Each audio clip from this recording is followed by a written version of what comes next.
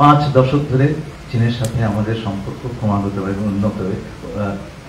ক্রমাগত উন্নয়ন ঘটেছে এবং তারই একটা পর্যায়ে 50তম বর্ষে আমাদের মাননীয় প্রধান উপদেষ্টা চীন সফর করলেন এবং তার সে দেশের শীর্ষ নেতাদের সঙ্গে বৈঠক করে এসেছেন।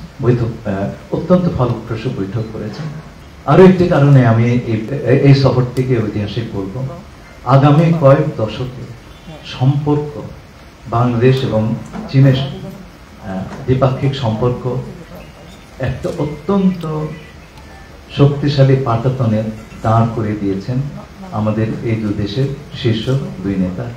এ বিষয়ে আমি দুটো প্রধান স্তম্ভের কথা বলবো। প্রথম স্তম্ভ হচ্ছে পানি সম্পদ এবং দ্বিতীয়টি হচ্ছে শিল্পায়ন। আমরা নদীমাতৃক দেশ এবং আমাদের জীবনযাত্রা পানির ওপর বহুলাংশে নির্ভরশীল। প্রকৃতির এবং পরিবেশের যে পরিবর্তন আগামী 50 বছরে তার কি প্রভাব বাংলাদেশের জনগণের ওপর পড়বে, সেই কনসিডারেশনে আমাদের প্রধান উপদেষ্টা চীনের সাথে পানি সম্পদ নিয়ে দীর্ঘ, বিস্তৃত এবং গভীর আলোক করেছেন। যমুনা ইলেকট্রনিক্স ঈদে ডাবল খুশি অফার সিজন 3, যে কোনো পণ্য কিনলেই পাচ্ছেন নিশ্চিত ঈদ উপহার। এবং বাংলাদেশের রিভার সিস্টেম আমরা এগুলোকে কিভাবে সংরক্ষণ করতে পারি, ব্যবহার করতে পারি, এই বিষয়ে চীন আমাদের জন্য একটা অত্যন্ত বড় দৃষ্টান্ত। তারা এইসব বিষয়ে পৃথিবীতে অগ্রগণ্য ভূমিকা পালন করেছে। আপনারা তাদের বিভিন্ন প্রজেক্টগুলো দেখলে, বিশাল বিশাল প্রজেক্টগুলো দেখলে বুঝতে পারবেন। এই বিষয়ে মাননীয় প্রধান উপদেষ্টা প্রেসিডেন্ট শি জিনপিং এর সহায়তা চেয়েছেন এবং তারাও সর্বাত্মক সহযোগিতা দেওয়ার প্রত্যয় ব্যক্ত করেছেন। এর পরপরই তিনি চীনের পানি সম্পদ মন্ত্রীর সঙ্গে সাক্ষাৎ করেন এবং সেই সাক্ষাতের সময় চীনের সবচাইতে যারা প্রথিতযশা পানি বিশেষজ্ঞ আছেন তারা সকলেই উপস্থিত ছিলেন। তিনি মাননীয় প্রধান উপদেষ্টা আগামী 50 বছরে বাংলাদেশের পানির যে চাহিদা এবং সেই চাহিদা পূরণের কি কি উপায় হতে পারে সেই নিয়ে বিশদ আলোচনা করেছেন এবং চীনা পক্ষ তাতে আমাদেরকে সব ধরনের সহযোগিতার প্রতিশ্রুতি দান করেছেন। এর ভিতরে রয়েছে নদীর পানি সংরক্ষণ, বন্যার পূর্বাভাস, বন্যা নিয়ন্ত্রণ সহ বিভিন্ন বিষয়। এ প্রসঙ্গে আমি তিস্তা নদীর যে প্রকল্প সেটার কথা উল্লেখ করব। এই প্রকল্পটি আগেই হয়েছিল এবং এতে আমরা চীনা প্রতিষ্ঠানগুলোর অংশগ্রহণের জন্য আগ্রহ ব্যক্ত করেছি এবং তারাও এই বিষয়ে ইতিবাচক প্রতিক্রিয়া দেখিয়েছেন। আপনারা এর প্রতিফলন দেখতে পারবেন জয়েন্ট স্টেটমেন্ট।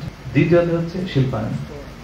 আপনারা সকলেই জানেন দেন শিয়াওপিং যখন চীনে বিস্তৃত এবং গভীর সংস্কার সাধন করলেন, তার একটা প্রধান উদ্দেশ্য ছিল ফরেন ডিরেক্ট ইনভেস্টমেন্ট চীনের প্রতি আকৃষ্ট করার। এবং এই রিফর্মের ফলে আমরা দেখেছি 80 সালের থেকে শুরু হয়ে আজ পর্যন্ত বিশাল পরিমাণ এফডিআই বা ফরেন ডিরেক্ট ইনভেস্টমেন্ট বিশেষ করে পশ্চিমা দেশগুলো এবং মার্কিন যুক্তরাষ্ট্র থেকে চায়নাতে এসেছে। যে সমস্ত কারণে এই বিনিয়োগগুলো পশ্চিমা দেশগুলো থেকে চীনে এসেছিল, সেই কারণগুলোর কারণেই কিন্তু আজ চীনের থেকে ইনভেস্টমেন্টগুলি অন্যান্য দেশে চলে যাচ্ছে। ভিয়েতনামে চলে গেছে অনেকটুকুই এবং তা আমাদের দেশে আমরা আকৃষ্ট করবার চেষ্টা করছি। আগামী দিনগুলোতে আমাদের যুব সম্প্রদায়ের যে কর্মসংস্থান তার অনেকটাই নির্ভর করবে আমাদের শিল্পায়নের গতির উপরে।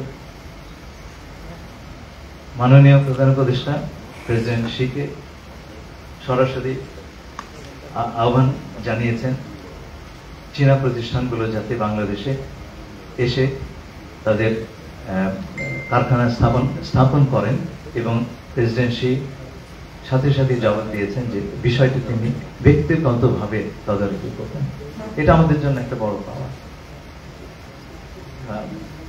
চীনের বিভিন্ন প্রতিষ্ঠান এই সময় এবং অল দ্য টপ আপনার বিজনেস প্রতিষ্ঠান এই সময় বাংলাদেশ প্রতিনিধি দলের সঙ্গে বিভিন্ন বৈঠকে মিলিত হয়েছিলেন এবং তার সম্ভাবনাগুলো এবং সেগুলোর থেকে যে সম্ভাবনাগুলো আমরা দেখছি তাতে আমরা অত্যন্ত উৎসাহিত বোধ করছি। এই বিষয়ে আমাদের বেজা এবং বিডার এক্সিকিউটিভ চেয়ারম্যান আশিক আরো বিস্তৃত বলবেন। আমি আরো দু তিনটা কথা বলে শেষ করবো। প্রথম কথা হচ্ছে যে কোনো একটা ভিজিটের জেস্টার বা বহিরাঙ্গ দেখে আপনি বুঝতে পারবেন যে মেহমানকে কতটুকু গুরুত্বের সঙ্গে এবং সাদরে বরণ করে নেওয়া হয়েছে। প্রেসিডেন্ট তিনি গ্রেট হল থেকে বাইরে এসে দাঁড়িয়েছিলেন আমাদের প্রধান উপদেষ্টা প্রফেসর মোহাম্মদ ইউনূসকে স্বাগতম জানানোর জন্য। তিনি সাধারণত গ্রুপ ফটো তোলেন না, কিন্তু আমাদের জন্য তিনি সেই এক্সেপশনটা করেছেন, আমাদের সবাইকে নিয়ে হাসি মুখে ছবি তুলেছেন, যেটা খুব বিরল। 3 নম্বর হচ্ছে তিনি বৈঠকের সময় তার নোট বাদ দিয়ে লিখিত নোটের বাইরে গিয়ে উনি স্মরণ করলেন ফুজিয়ানের গভর্নর থাকার সময় তিনি ক্ষুদ্র ঋণ বা মাইক্রো ক্রেডিট অধ্যয়ন করেছেন, প্রয়োগ করেছেন সেই প্রদেশের দারিদ্র্য বিমোচনের জন্য। এই যে আমাদের প্রধান উপদেষ্টার যে ফিলসফি তিনি গ্রহণ করেছেন, এটা শুনে আমরা সকলে আপ্লুত বোধ করেছি। এবং এই যে frank admission that he benefited from our chief adviser, এটা একটা বিরল ব্যাপার আমাদের জন্য। আর শেষ কথাটি বলে আমি আশিককে দেবো, সেটা হচ্ছে রোহিঙ্গার বিষয়ে। আমরা সেই প্রধান উপদেষ্টা বিষয়টি তুলেছেন এবং চীন তার সর্বাত্মক সহযোগিতা দেবে এবং পরিষ্কারভাবে চীন বলেছে যে রিপ্যাট্রিয়েশনের ব্যাপারে তারা তাদের সাধ্যমতো সকল রকম চেষ্টা করবে। এটা আমাদের জন্য একটা বড় ভালো ছিল। আপনারা প্রেস স্টেটমেন্টের এর প্রতিফলন দেখতে পাবেন।